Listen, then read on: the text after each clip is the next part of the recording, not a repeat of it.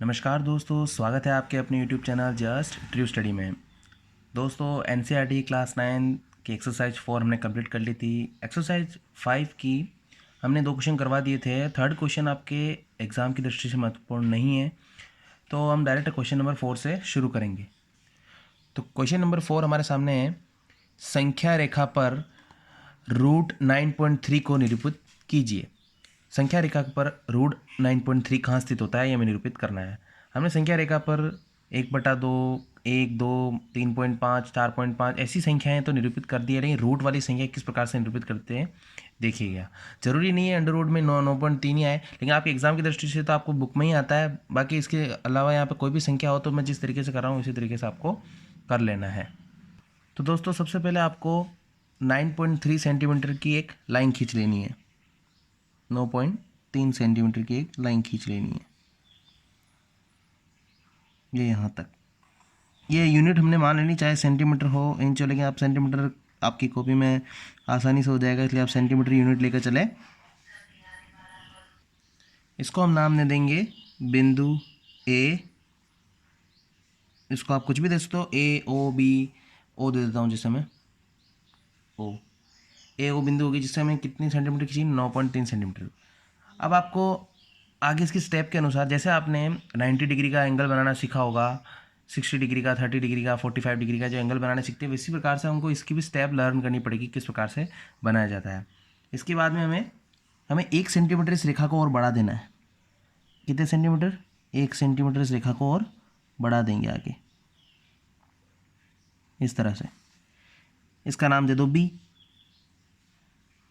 ठीक है, अब हम क्या करेंगे, इस रेखा का हमें मिड पॉइंट यानी मध्य बिंदु निकालना। और मध्य बिंदु निकालते किस प्रकार से हैं, लंब समद्विभाजन करके। और लंब समद्विभाजन किस प्रकार किया जाता है, बी पे रखे और आधे से ज़्यादा खोलें, आधे हैं उससे ज़्यादा, आधे से ज़्यादा लाइन को खोलेंगे अपन, और इसको ऊपर भी काटना है और नीचे भी काटना है। तो इस प्रकार से ऊपर काटेंगे और नीचे भी एक आर्क कर देंगे। इसी प्रकार से हम ए से करेंगे, ए से ऊपर और नीचे। अब हम इस रेखा को जब मिलाएंगे तो हमें मिड पॉइंट मिल जाएगा।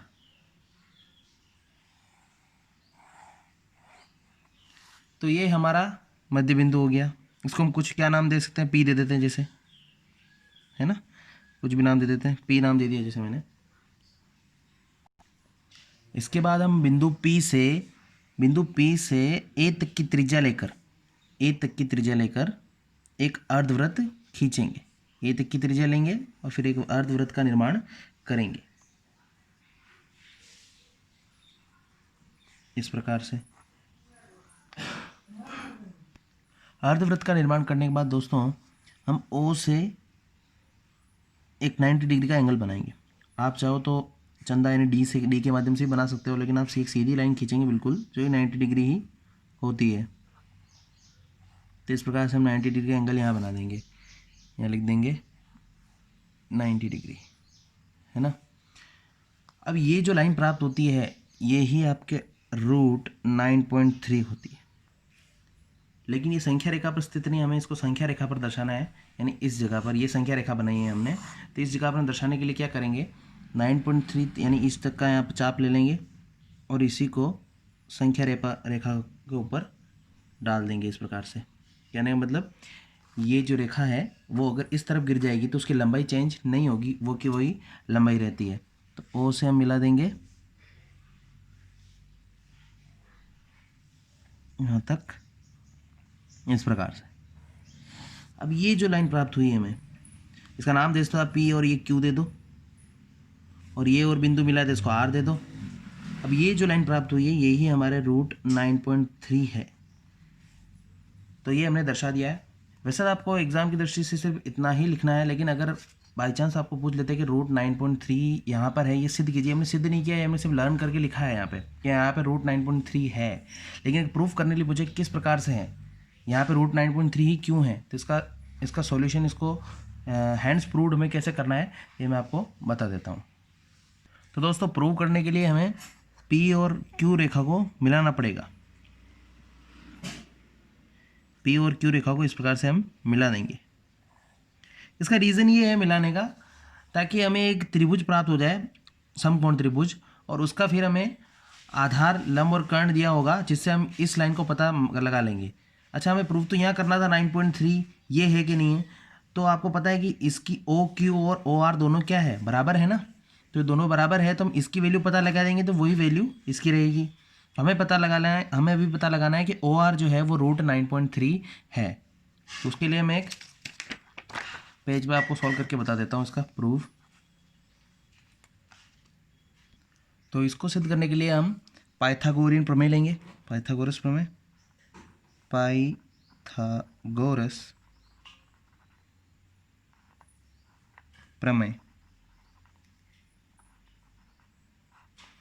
पाइथागोरस प्रमेय में हमारे पास कौन सा त्रिभुज है? त्रिभुज पी ओ आर या आर ओ पी, कुछ भी ले लो। त्रिभुज पी ओ आर में, त्रिभुज पी ओ आर में कर्ण क्या है हमारे पास? क्योंकि 90 डिग्री के सामने वाली भुजा हमेशा क्या होती है? कर्ण होती है। तो 90 डिग्री के सामने वाली भुजा कर्ण है, तो कर्ण का आपके पाइथागोरस प्रमेय का सूत्र होता है कर्ण स्क्वायर।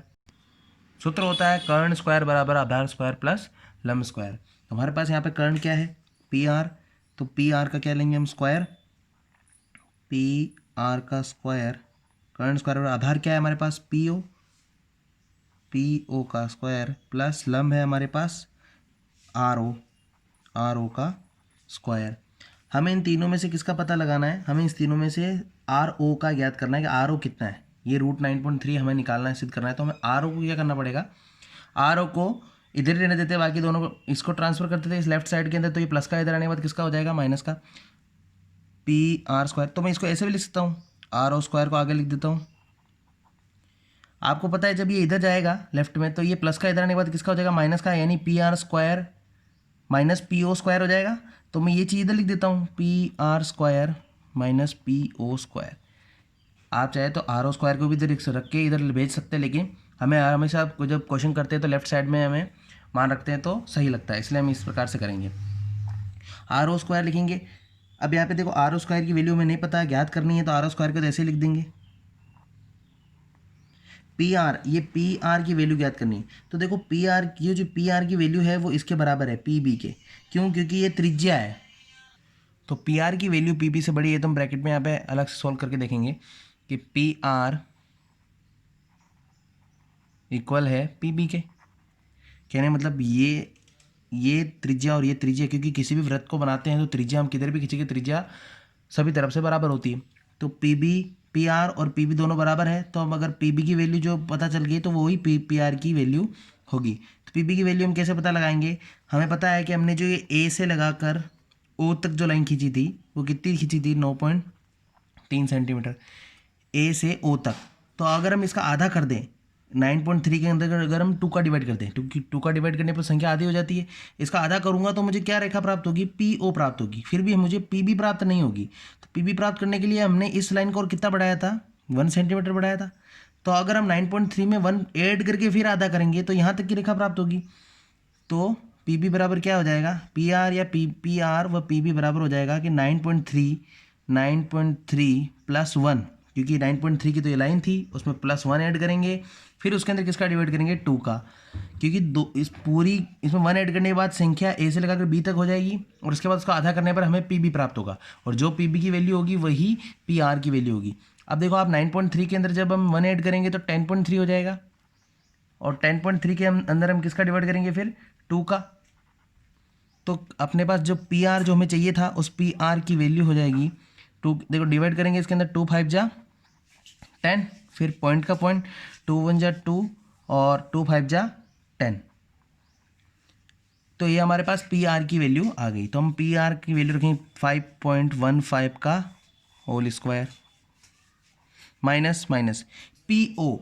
अब हमें चाहिए पी ओ, ये रहा पी ओ, पी और ओ आधार, इसकी वैल्यू क्या है? तो सिंपली 9.3 का आधा करना है, तो ये आएगा 9.3 यहाँ तक की थी, यहाँ तक आधा कर देंगे।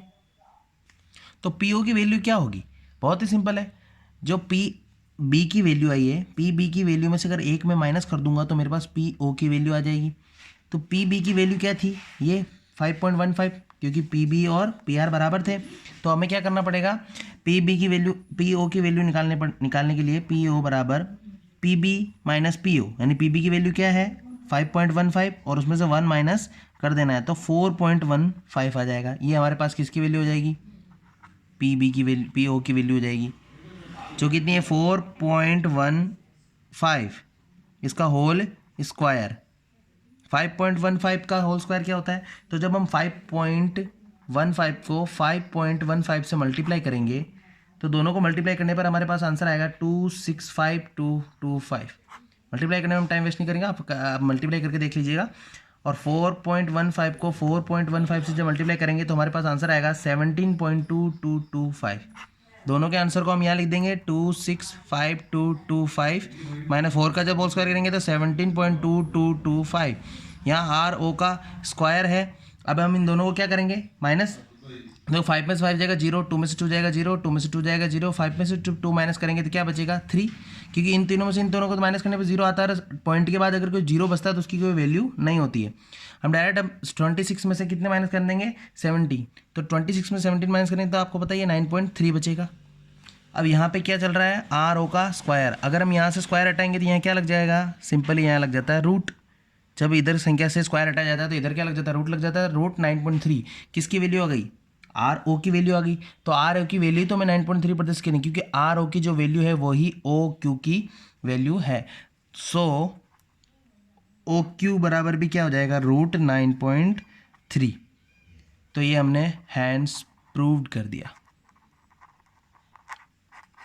ठीक है दोस्तों। तो दोस्तों अगर इस क्वेश्चन में आपको कुछ डाउट है तो आप कमेंट बॉक्स में ज़रूर लिखिएगा। और दोस्तों अगर आपको मेरे द्वारा समझाए गए ये सवाल क्वेश्चंस जो है वो समझ में आते हैं तो प्लीज़ लाइक करें, सब्सक्राइब करें चैनल को और बेल आइकन को दबाना भी ना भूलिएगा। मिलते हैं एक और नई वीडियो के साथ, तब तक के लिए जय हिंद।